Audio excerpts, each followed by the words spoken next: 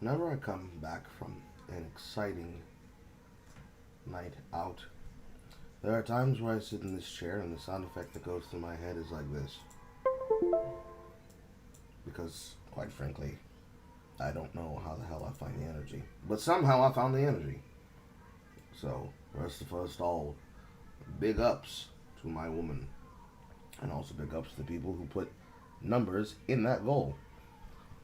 It makes it possible. It makes it helpful. More than people would ever need to know. However, if you've been watching the content, you know that I've been on a roll, specifically with shorts and with certain videos, whether they take form in the format of being too big to be done as shorts or that I'm able to put them in short format. If you simply want to know what I'm talking about, look up the recent updates.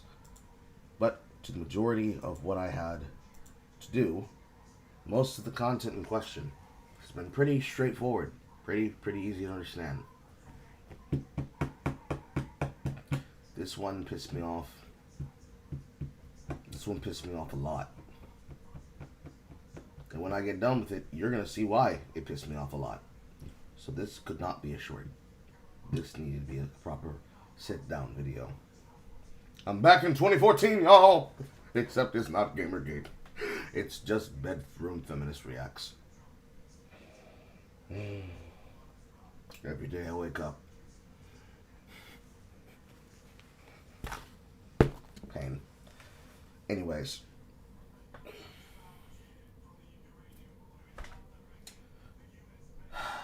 No title sequence.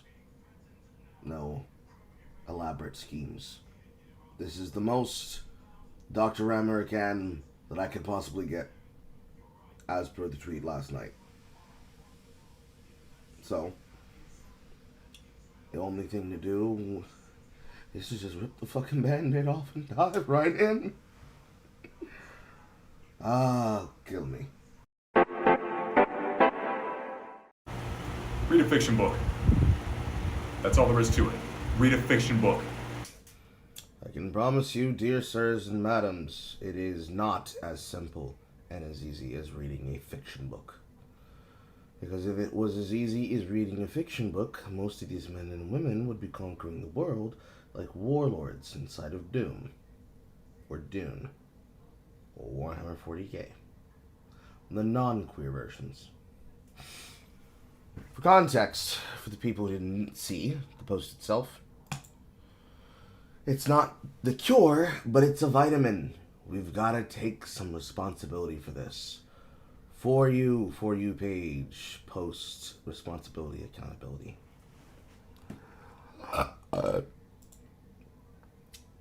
No, it is not as simple as reading a book. There's an entire category of books in the library that it can be dedicated to this. And the books inside that digital library of Alexandria, they're usually listed under a title called Self-Help. Keep this in mind, it's going to be important later. Think about what it's like to put yourself in another person's shoes. Don't read 48 Laws of Power. Don't read 12 Rules for Life. Don't read Can't Hurt Me by David Goggins. And read a fiction book. I am a student of the School of Ramnurikam, and as a student of the School of Ramnurikam, which also applies to the school of, ironically enough, Jay and myself, means that there's a very interesting world that happens when you start including semiotics into understanding phrases and words. Because they said, don't read the 48 Laws of Power, do not read Jordan Peterson's 12 Rules for Life, and do not read whatever that third book was. So, let's go through it as simple as possible.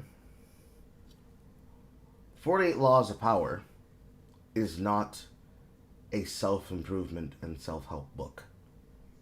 It is a self-empowerment book. 12 Rules for Life is a self-help book. What's the difference? Well, I'll phrase it like this. You know how when people say you should give your help to feminism because feminism will help make men and women equal? And the obvious word trick here is that if you wanted to make men and women equal, you wouldn't be a feminist. You'd be an egalitarian. But egalitarianism and feminism the exact same because they have the exact same operant goal of trying to make men and women equal. It can't, because feminism centers women. Same way that you could say patriarchy, because meninism isn't a thing, even though it is a joking phrase people use to describe how there can be feminists and meninists. That centers power. But Carl, you say, patriarchy is supposed to be where you center men. No, it's when you center power. Patriarchs were men with power, just like feminists are women with power. Usually the patriarch is the head of the family and the household, but when we're thinking about this in terms of when people use this word, they're thinking in terms of old-timey owners of power and slaves and people. They owned land, they held states and offices, they were effectively the party face for a significant function of most polite society at the time when it was considered relevant. And no, when I say party, I do not mean video games and Dungeons and Dragons. But if it helps you consider it this way, think of it like a evil aligned character that is about face to society and accessing the levers of power to access polite society, as would a slave owner during the time of antebellum slavery in the South. If it helps you. So, feminist wants to empower women. Patriarchs want to enrich and empower men with power. Because the patriarch doesn't necessarily care about another man. If it's another man with power, sure, but not a common man. That's why, for, say, a religion like Islam, Sharia law does not seek to empower women. It seeks to empower a patriarch. Therefore, when you tell someone to do something to help themselves, help and empowerment are not the same thing. If I help enrich myself and refine myself, then I am taking myself to the iron like a block of wood being worked by a lathe, or a piece of metal being shaped by the forge. That's why the phrase is self-help and self-improvement. I take a raw material, and then I improve it. Clang, clang, clang, clang, clang. If I am self-empowering something, it means I'm augmenting it with something that belies strength. The closest you can do to that in a forge is be able to work a pure metal into an alloy to thus shore up the agency and defense and the malleability and the pliability and the tensile work strength of the final product. Or, more easily, if it helps you, you take an object and, like a wordsmith, you inscribe runes onto it, thus giving it magical potency, like words can do to the human psyche, to ail the human condition. If I'm self-improving, and I choose to take the advice of consider the lobster and clean my room, then I am taking agency on myself to solve my problem. Because before civic duty comes personal responsibility. If I want to help myself, then help my family, then help my woman, which is my second family, help the child in said second family, help the sister in the first family, help the mother in the first family, and keep both of these afloat, then I have to change me. Because the most introspective part of society that I can be able to focus on is the individual. Therefore, in order for me to help others, I have to help myself. See what I did there? if I'm self-empowering myself, and I say I don't need none of these women, I don't need anything at all, I don't even need coochie, all I ever need is me and my booze, or video games, I'm mentally doing something. And that thing that I'm doing isn't necessarily a good thing. Because if I put a pair of blinders on my face, sure, I'm empowering myself to do a job. But that does not mean that that good outcome is going to come from me having said, done, action with job. Just because a person calls himself a individual trying to self-empower a group of people with advice does not mean that advice is good. For example, please currently look at the current dating market, where men are in hell. Like I said on one of those shorts. I believe it was the one where women were complaining about men and their standards on the line of something, because women were complaining about something. Yes, that was the one with the Klan. Yes. The woman in the subway. How dare you men? Don't you understand that what I asked for in this world and in this life is for you to enrich me? Why aren't you helping me? You're supposed to get up and give me everything off your back. No, I don't. I can't give you the world off my back if I have to take care of myself first. You say you want equality. Equality means that you get treated like everybody else. So we have to race towards the seat on the metro the same way as you do. But considering that Livin lives inside of New York City, that's not even the first thing you should be concerned with. Because last I checked, they pushing motherfuckers on the third rail, and they're also setting them on fire. To the point where we're lining up against the goddamn wall like we're in kindergarten. Because you don't want to be the first one who gets stabbed by a migrant or burnt by a migrant.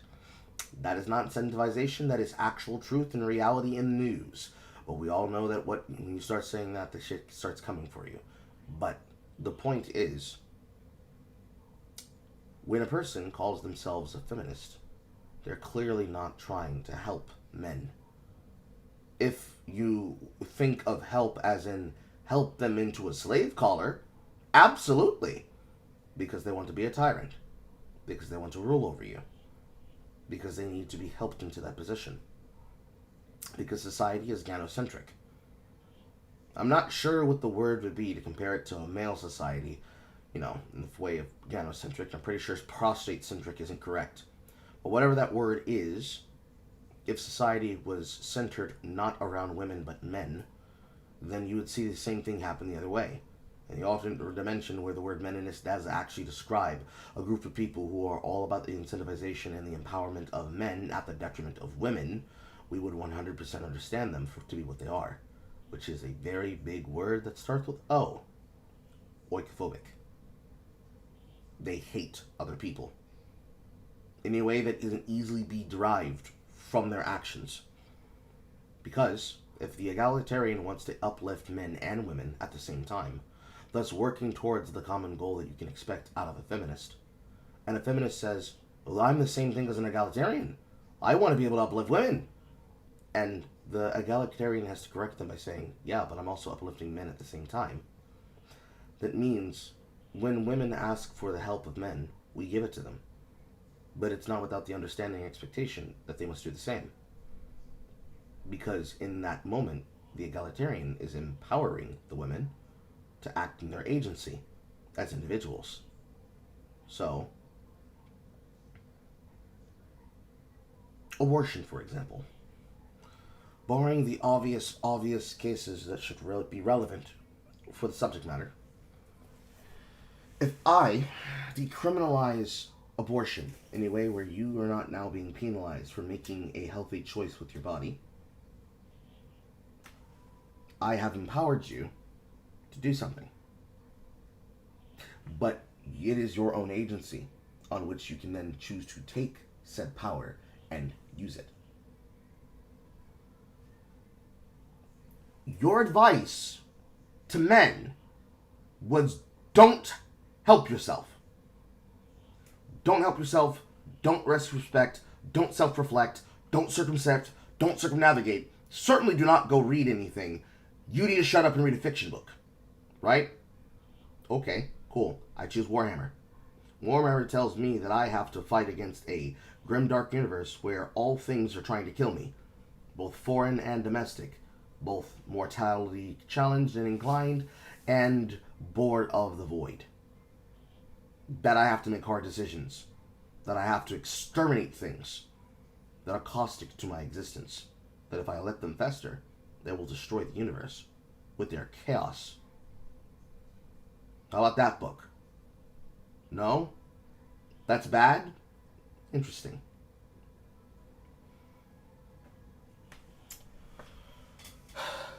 So, at the end of that gobbledygook,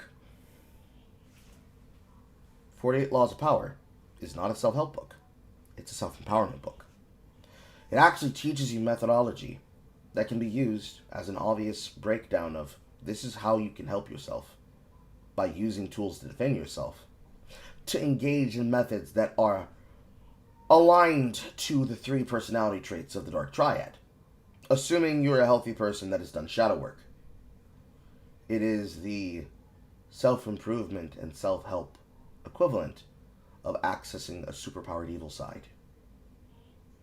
Now, of course, obviously, if you are aware, you know that it is just the traits that would be aggressive for your personal survival, centering yourself over others. Therefore, it can't be self-help. It can only be self-empowering. 12 Rules for Life have nothing to do with other people. It only focuses on the self and the one. So then you tell them, don't read that either.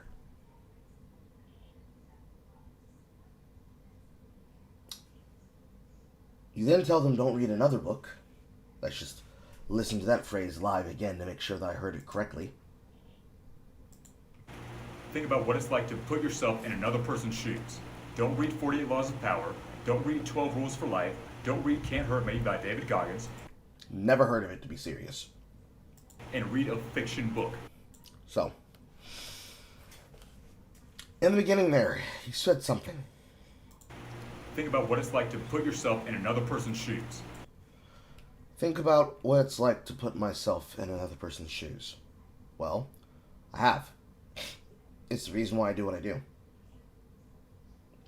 For the longest time now, for about maybe 3 or 4 months, I've been working on a project since the last time we watched it, which was the Brianna Little Mannequin, where we learned about a black ATL, and there's no nice way to say it, Instagram thought hoe, burning herself out from both ends, trying to be an influencer and be aloof, while still trying to do stuff with her life and bouncing through the idea of how to be a YouTuber the right way around.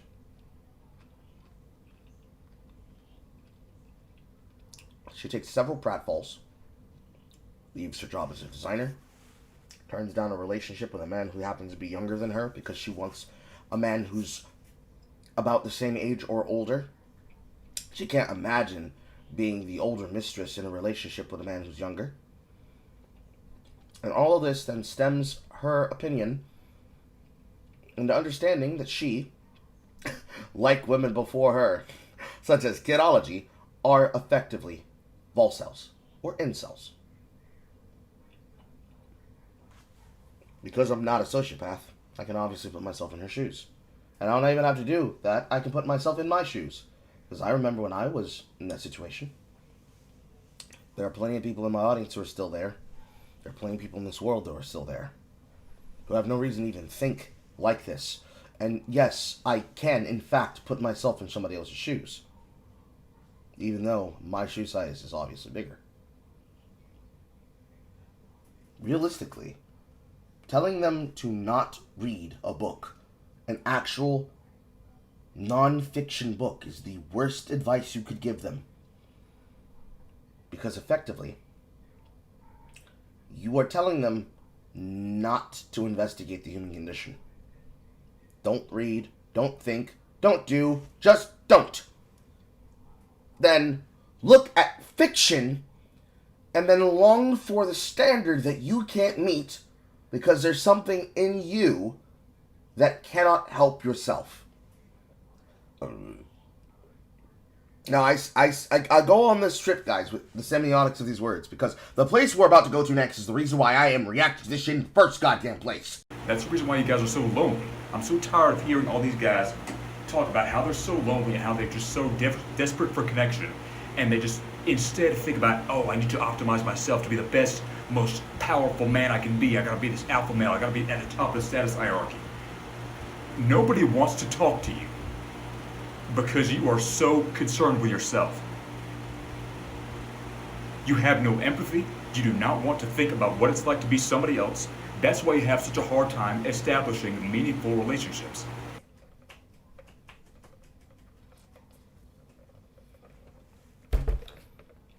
You see what I mean? So,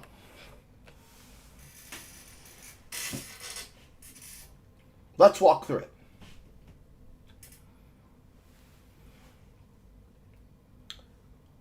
If I can't read a book that gives me advice on how to do the personal growth for shadow work, I deal with my latent problems, I take accountability for the things that I have as shortcomings, I accept the things that I can change, and I understand to accept the things that I cannot change. I ask for the strength to change them, the intelligence to know how to change them, and the wisdom to know the difference between the two. I need to isolate myself from society. Can't ask for help. What are you, selfish? How dare you ask for help when you're downtrodden? You didn't crawl up to the nearest corner to die? I'm selfish if I choose to improve myself.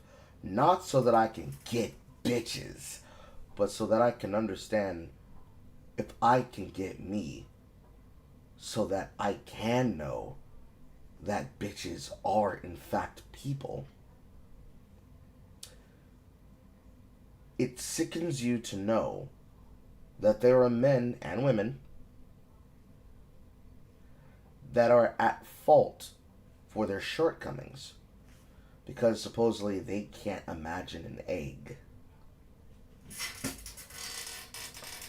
And you mean to tell me that the reason why they can't get better or find a place in their life is they're just whiny, crying, pissy, shitty kids? And that instead of reading the books and the resources that would get them to understanding and communicating thoughts with words and action, stop having idle hands, count up the sins in their life, and stop doing them so they can start walking a straight and narrow path with some level of guidance. Because the goal is not perfection but progress.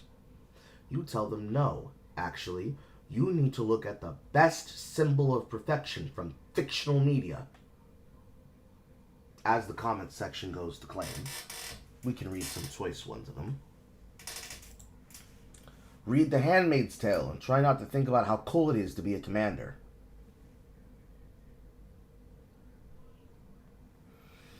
Lead Lord of the Rings, community, heroism, being a part of something bigger than yourself.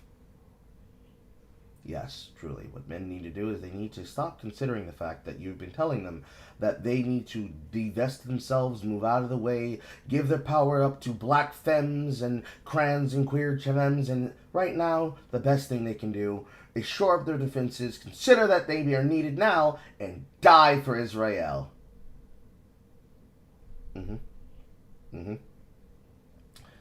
Women don't want providers, we want partners. Someone who doesn't think they're better than us. These men don't even think they're good enough for you. Let alone the women who also think that they're not good enough for the men that they're with either. Why would they think they're better than you if they're trying to be good enough for you? A lack of empathy leads to a lack of connection. I'm so glad you said that, David. We're going to touch on that soon. The literacy crisis, the lack empathy pipeline is so real. I'm so glad you said that. Vanny glasses. We're going to touch on that soon. And lastly, I decided at 25 that I'm not going to date a man who hasn't read a fiction book since high school. That's my only requirement. I'm 30 now, and I've dated exactly one man in all that time. Mal, I'm glad you said that. We're going to deal with that in time.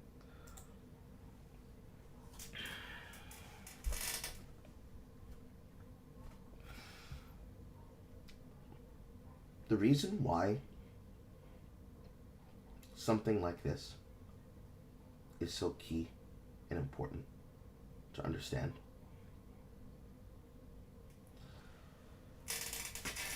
is because there is a world of understanding when you consider the fact that the people saying the words don't actually believe what they're saying when you assess the nature of it.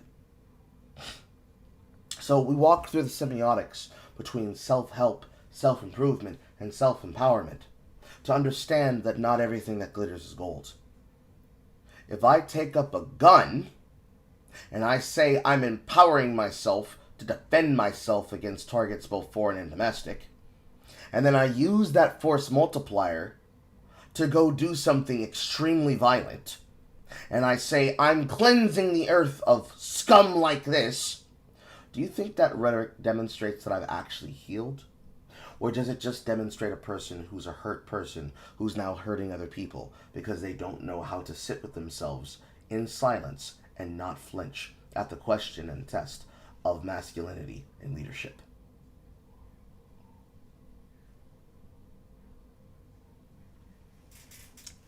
A person who wields ideology as much as they wield rhetoric as a talking point, a stick, dare I say, the magic word, cudgel, is not a person who's empowered themselves. They have de-empowered themselves. They're not leading with a tool. They are being led by the tool. Peace is still, peace be still. My peace is made of steel. But my peace is also a cursed scepter. And the more I use it, the more dependent I become on it. You start to confuse the power that you feel when you hold the empowerment object as being the same as helping yourself.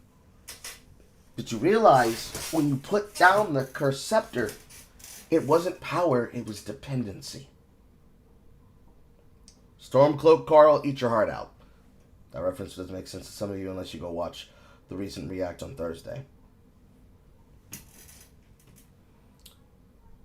You confuse true understanding in silence with actual knowledge about who you are. By all means, I can say, hi, I'm Carl, I like toku, women, and guns. But that does not mean that I can only focus on one of those aspects at a time. I'm all of them. So if I can say that I am hurt by actions, but I can also find the time to take action and patience for others as much as myself, then I know that I can have the empowerment to enrich myself by understanding my pitfalls. For example, I'm not perfect. I don't know everything. I just know things that I'm interested in and that I'm involved in and I've done research on. Because I'm an autodidact, like any person in life should be. I know myself well enough that I can project that self onto others and also put myself in their shoes. And I can tell you for certain, if the women themselves out here are unsure about whether or not they think they're worthy enough for their partners, I can ask you to do the same for men, and I can assure you that they don't know how to do that either. And so, you tell men, guys, you should shut up. That's a wallflower tactic. It's a holding pattern. Don't help yourself. Don't ask for help and advice. Ignore the words you hear, because this is what you're hearing. Do not do what a self-help book would tell you. Don't take the advice of something like, what was that author's name? Because it's possible I'm thinking of two different types of covers. One in my head is one that had, yeah, that one. There we go. I am not crazy. I know what I'm talking about. So, take something like Blink, which is a self-help book that is designed to teach you about the power of thinking without thinking. Not about making choices that seem to be about snap decisions from a position of psychology, but instead, quoting it directly, popular science format research on psychology and behavioral economics on the adaptive unconscious with mental processes that work rapidly and automatically from relatively little information, which is effectively the beginning positions of autodidactism in the first place. You tell men, do not think for yourself, do not listen to your own intuition, ignore all information and ignore all prior statements, and go read a novel, go watch a fictional book, go listen to a fictional story or a fictional podcast, and idolize a heroic character without having any of the knowledge of what it takes to have true heroism. Because the problem with you all is that you just bitch and you bitch and you bitch and you bitch and you bitch. You're always focused on trying to uplift yourself and make yourself better, which you characterized as trying to be a better hierarchical man, Omega Sigma grind set. Which I'm pretty sure they're not listening to people such as Tristan and Andrew Tate, aka the Super Peter Brothers, but are instead listening to the advice of people like pre-Big Bang Peterson, and how his entire viewpoint has now been focused not on touching hearts and touching minds, but trying to own and getting owned by people on Jubilee. Don't listen to your own intuition. You need to do what I told you to do, which is to imagine a fictional character that you can idolize without understanding fully who they are as a person, let alone as a philosophy and concept. Because all you guys do is complain and complain and complain and ask for help, and we don't want to give you help because you're so selfish that you don't think of other people. You're so selfish, you don't think about the people who have to hear you. So in essence, you're telling wallflowers that what they need to do is go off in a corner and die. Because if they can't get help from a community, and they don't trust their own mind because they don't know how to deal with these processes without assistance, you believe it's your job, as the man understander, to do the opposite of empowerment and self-help, and instead self-sabotage these men. And tell them, self-sabotage yourself. Throw yourself at the feet of the femmes and the queers and the women, and put your life in their hands. Pray tell, what do you think a slaver is going to do to a person with a slave mentality?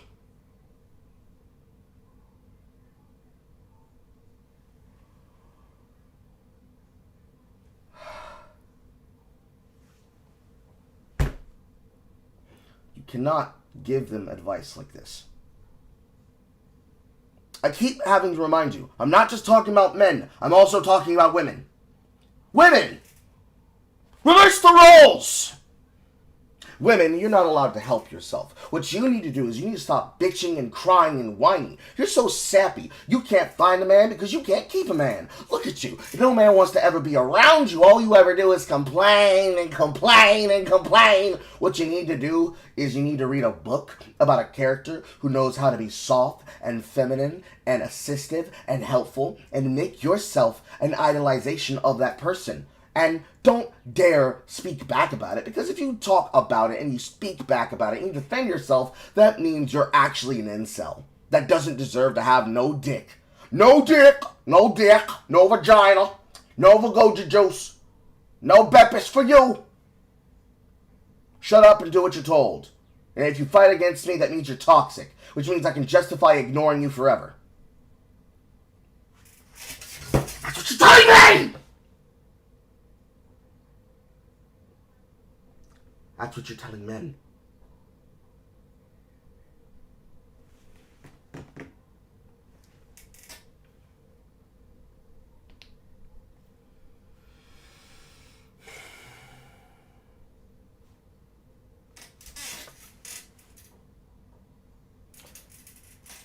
Let's try a visual example so you can see what I'm talking about.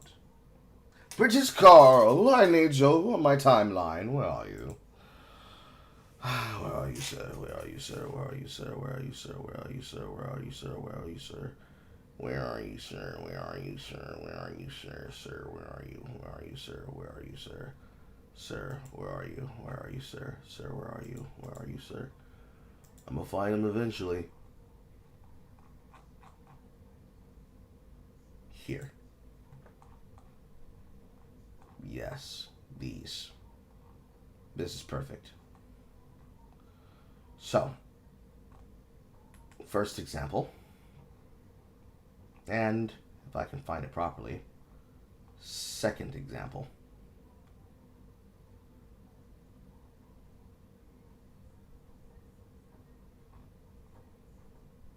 Not that one, not that one, not that one, not that one, not that one, not that one, not that one either, not that one, not that one, not that one, not that one, not that one, not that one, not that one, this one.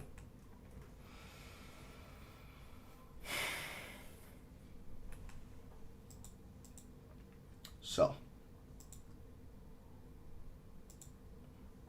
right here. Here, right here. Boop.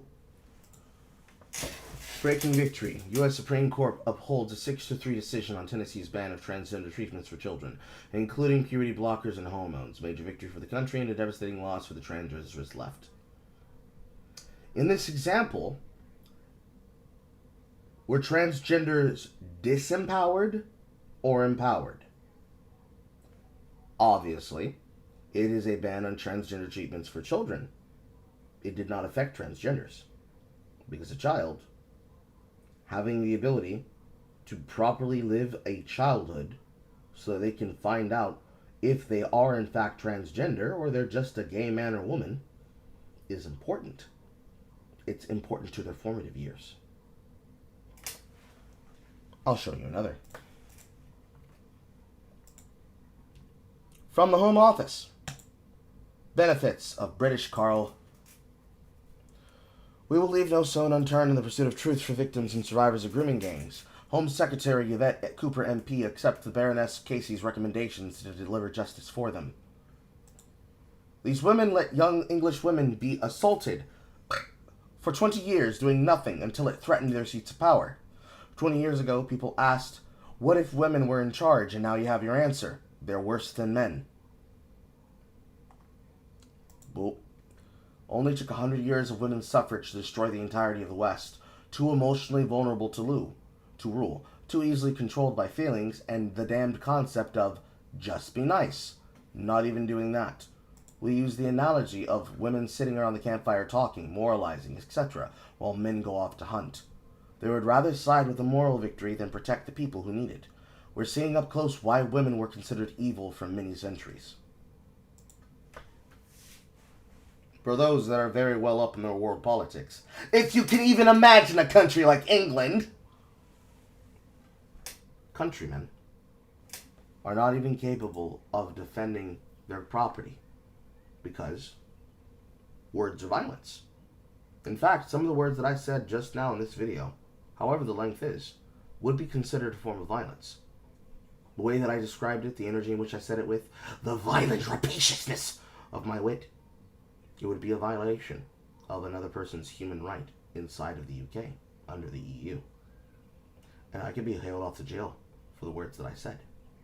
Who knows how many infractions I put away, but let's go ahead and guesstimate and assume that's a good solid 15 to 30. 15 minimum years, for the obvious truth that if you tell people that they don't deserve to have the right to speak agency for themselves, then how the fuck do they empower themselves? By doing things the right way. Not grabbing at toxic concepts of masculinity and power, as there is toxic femininity and power, but instead centering the self first to understand that they have to take a Hippocratic oath of doing no harm, not just to themselves, but unto others. The golden rule. And then applying that viewpoint, despite maybe not even being religious, to live a type of existence that allows them to have foundational truths in a culture that lets them have cohesion first with themselves and then with others, to then uplift those people who would need their help, because once upon a time they needed help too, and they have to give back. The people inside that country don't have the ability to do that, because unfortunately they're being assaulted by people who refuse to mix up into, in this case, the great European melting pot, if there even is such a thing. Or, technically, the great English melting pot. What it means to be a proper Englishman. Having a stiff upper lip. Having a sense of nationalism through the form of patriot pride. Being proud of what your country is both responsible for having caused, but also for what it had a hand on solving and changing. Not glorifying the violence, but instead glorifying the nature for which the violence was derived for. Not out of self-circumception to antagonize the weak, but instead to embolden and strengthen one's brotherhood and bring through the bonds of the fire-forged friendship that is caused by fear, strength, and indoctrination to a viewpoint that you don't necessarily agree with, that there is a superhuman, that there is a super race, but instead that at the end of the day, if you drink tea and like fish and crumpets and like to be able to eat pudding on Tuesday, you understand that you still say God save the Queen / King, and you are, under that Union Jack, an Englishman.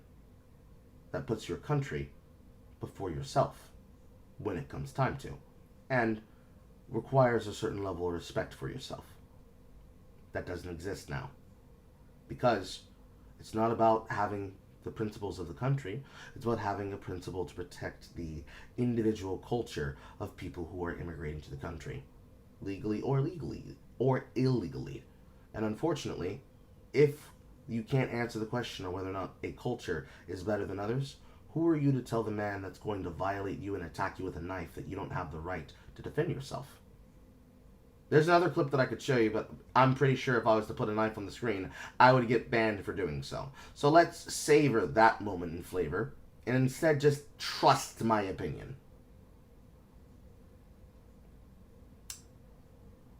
You would rather see men and women incapable of defending themselves from migrants with knives that will get road rage and attempt to stab and attack them, and you would rather jail people for tweets than jail people for crimes, to the point where the women-led MPs are willing to act smug while assuming that if you even listen to information that goes against their opinion, that you're going to cause havoc and incentivize and encourage violence, because if someone listens to a different opinion than what is considered the official opinion, in the words of someone like Jess Phillips on the question of Tommy Robinson, they're a problem that will then have it likely that if people hear them speak, they're just going to erupt into chaos and consort.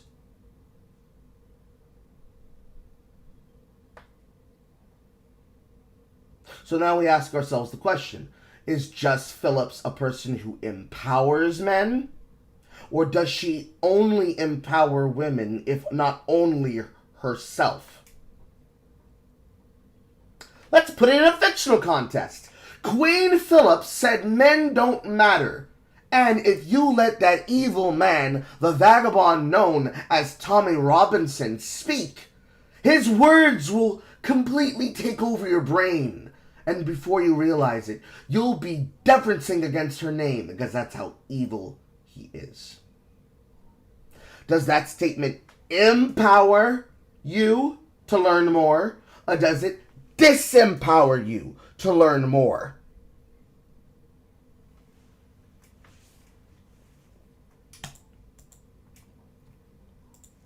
One more time for the niggas in the back now. That's the reason why you guys are so lonely. I'm so tired of hearing all these guys talk about how they're so lonely and how they're just so desperate for connection. And they just instead think about, oh, I need to optimize myself to be the best, most powerful man I can be. I gotta be this alpha male. I gotta be at the top of the status hierarchy. If we take the time to go back to the semiotics,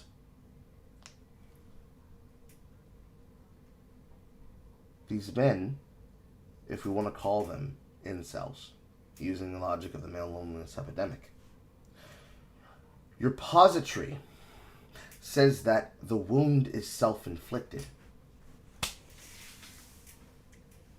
Nigga, who made them lonely? Was it themselves? Was it society? Who failed them? Who was the first to fail them?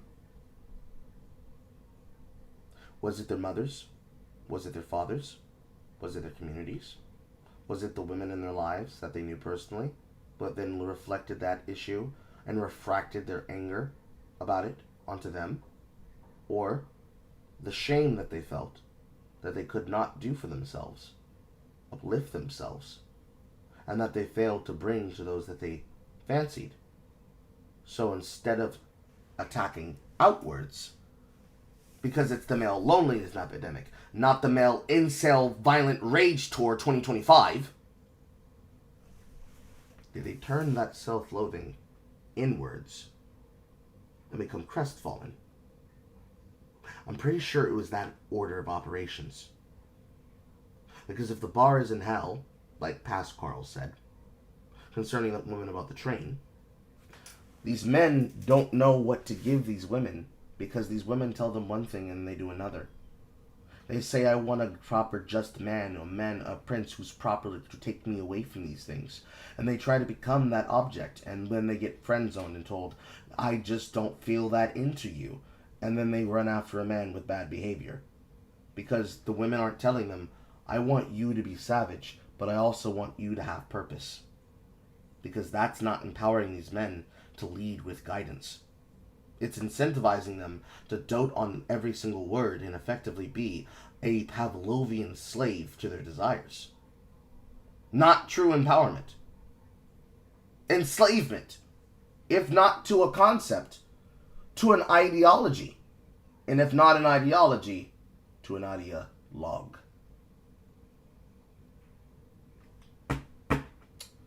So, you tell wallflowers that they shouldn't have the right to speak, because how dare you not help yourself?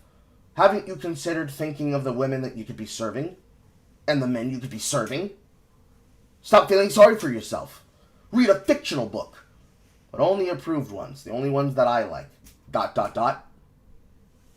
Which you then rounded out with a very hearty, Nobody wants to talk to you. Okay, what do they do with that? Nobody wants to talk to them.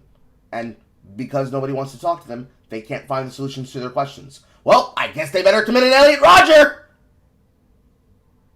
Which you then follow up with a very, very swarthy, Because you are so concerned with yourself. help, help. I'm starving, I'm freezing. I don't know what to do with myself. I've tried getting work. COVID has been a monster. Oh wait, I'm a crybaby? I'm a pissy crybaby? I don't deserve help? I deserve to die in the gutter? Very nice, ma'am. Very nice, very nice. I'm gonna go do that right now. How would you like me to splay my corpse out so they can drag me into an incinerator so you don't have to think about the inconvenience? Wonderful skills. And you finish that with this dog shit. You have no empathy. You do not want to think about what it's like to be somebody else. That's why you have such a hard time establishing meaningful relationships. You don't think about other people. You're so self-centered, you haven't considered how many more people you could go die on the altar for. Have you considered sacrificing yourself on the altar of other people's problems? And When you do that, finally you're going to get some Vaguji juice. It's going to go along with the 72 virgins that you're promised in heaven. There is only one word for this kind of AIDS piggery. It's oikophobia. This is a hatred of other people. What's worse is not just a hatred of other people. It's a hatred of a person you don't even want to take the time to look in the eyes. You cannot give advice to people like this. You cannot hate people like this. You criticize and reject a society while praising the concept of another. You self-loathe the very idea of heroism and responsibility and the hero's journey, while decrying the people who could best use it because you can't do that. That's not how men should think. And the way you tell them to help themselves is the equivalent of line yourself up in front of this self-immolating machine and let yourself be burnt alive.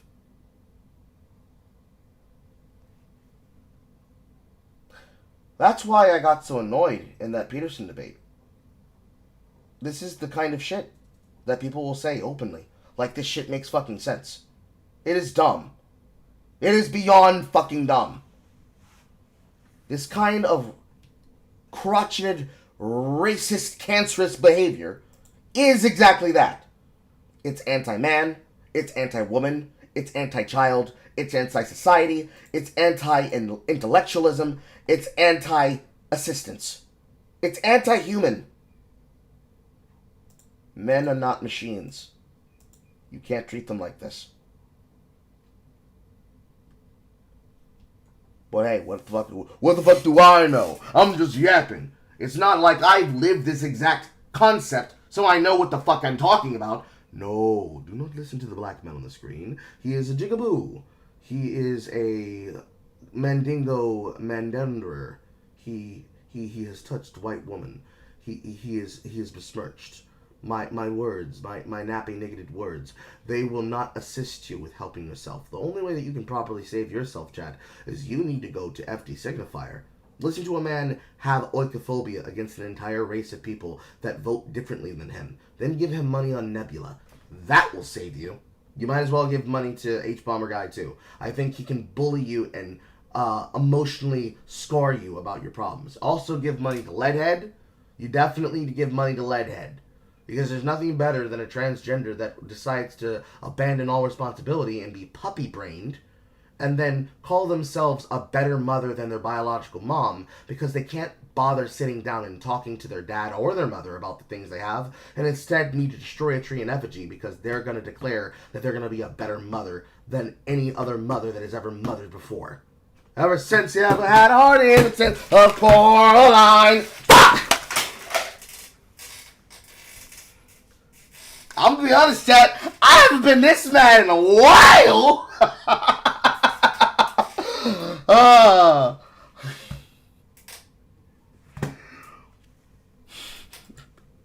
With animosity like this, who needs Monster Energy? I could be talking to myself when I say this, because I read a lot of this self-development type stuff, but foregoing basic pro-social cues in pursuit of being high status is what's causing this. Don't listen to your intuition.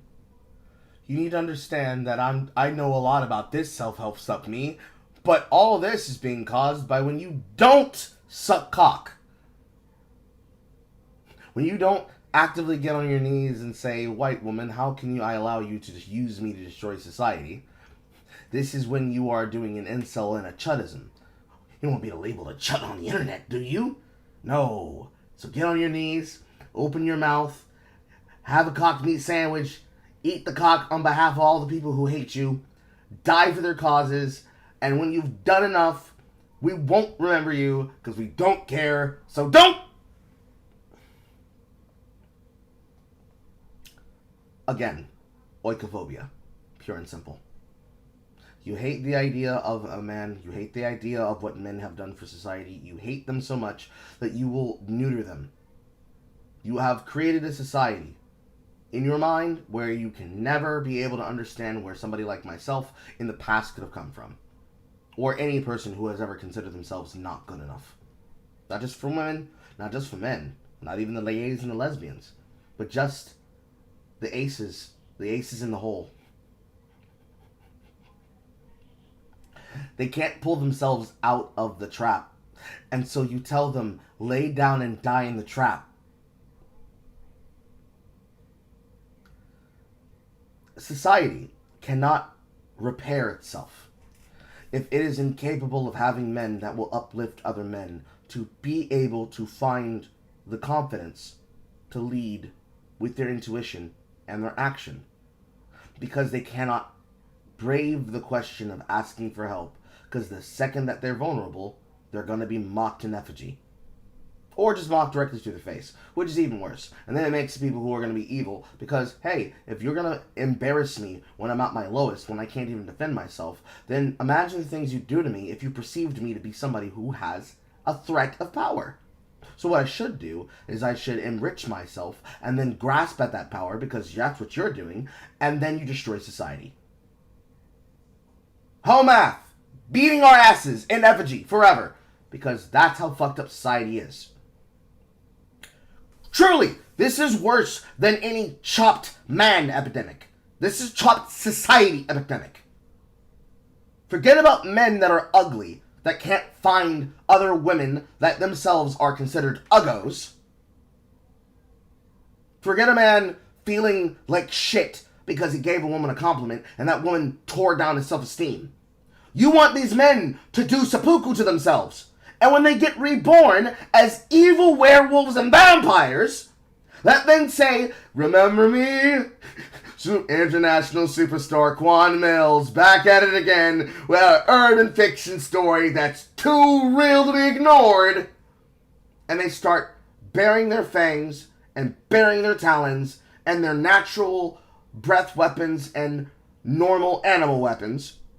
And they start fictionally, but literally tearing into you, striking a pure natural crit to your self-esteem and your arguments and your viewpoints and your rhetoric and your political speech, let alone your political activism. When these men listen to that advice that you gave them, and they become monsters that have no self-control, no self-esteem, and no inner conscience, because there's no one there to tell them that, hey, did you know that if you don't do this, you're an atheist? And all those dumbass talking points from that Jubilee talk. When these men and women, because remember, it's not just the men, it's the women and the children too. When these creatures reborn themselves into their second life, gigantify, and the Rita Repulsor in their mind tells them, make my monster grow, who are you going to blame? You're going to turn around and say, oh, you see, this is what happens when you let men be quiet. Then they turn into monsters and they destroy angels and they turn into Angels Grove, bro. Can't have shit out here. Or are you going to accept that maybe you're responsible for your actions? That when you could have helped someone, you instead told them, no, you don't deserve my help, and you tore them down. A phrase I keep seeing this week is, a hit dog will holler, a hit dog will holler, and you're 100% correct. You're 100% right. Hit animals do in fact respond to stimuli. You give them the stimuli that they'll never be accepted no matter what they do, and what do you think's going to happen when you corner that animal? Did you think it wasn't going to lash out? That's crazy. Unironically, that's the craziest work that an Oophobia can ever do. You hate society, so you destroy society. Then when society continues to rot and is destroyed, you turn around and say, oh my God, look at these men. None of them are willing to uplift society. All they want to do is destroy buildings and go attack and pillage the people they perceive to be at the bit of their sorrow. They will forever wind the reel of samsara. I'm sorry, you won't even get out the first sentence, because they're going to run up to you and they're going to be the first ones to stab you like a crazed loon. Unfortunately. That's not encouraging. I'm not victim blaming. I'm victim questioning. Because someone has to ask these questions. If not the women in society that are looking for men, if not the men in society who are looking for man, if not the victims, as they try to victim question themselves, who? Who's going to be the one that takes up the accountability in their hands, bro? Who's going to be the one that uplifts the men and women so they can find solutions? Who's going to be the one that works the soup's kitchen to feed these people when they go to try to get that help that they need to be able to keep breathing? When they don't have money, they don't have food, they don't have property, they barely even have their self-dignity, and sometimes rarely even that. Your best advice is, go read a fictional book. You're just sad and depressed.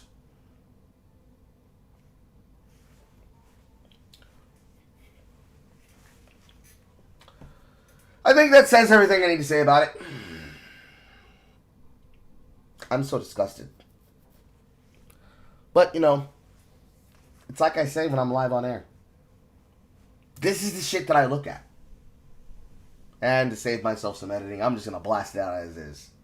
Television! And I'm going to see y'all motherfuckers next time. And if you made it to the end,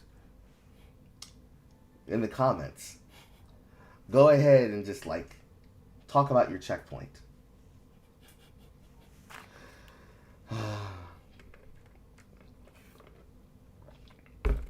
And encourage said theory, I leave you with music for said checkpoint. This video will not be monetized because I will not be able to claim this music because motherfuckers are legitimus. And if I'm going to turn this video into a Taya 777 community post, I might as well do the checkpoint the right way.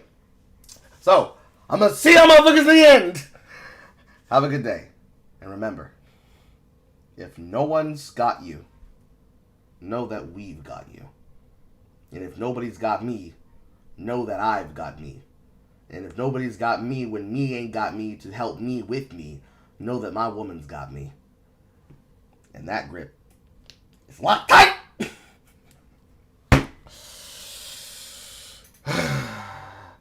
Never you change your mind, cause you've been to run and stay. I want to pelt something with rocks. Fuck me.